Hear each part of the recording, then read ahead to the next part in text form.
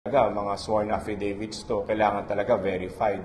And plus the fact that I just have to mention that the videos come in, alam niyo, sa under the rules of evidence.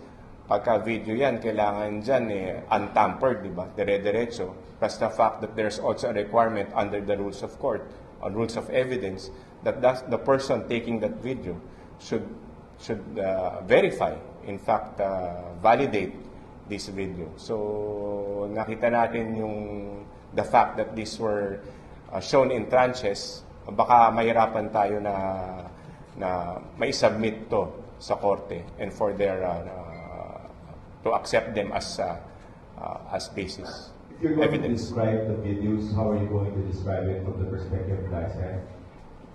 Well, what do you mean describe? I mean, in terms of value.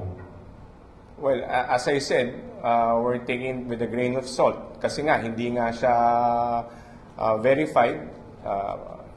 We just have to take it at that. But in the meantime, mas mabuti siguro kung meron man may ganyan impormasyon, kung sino man ang may impormasyon na ganyan, pumunta talaga sa komisyon and testify under oath para talagang matibay ang ebidensya na makukuha ng komisyon para ito ay mabigay or maisama sa aming mga referrals at mailagay sa aming at maisubmit sa Office of the Ombudsman.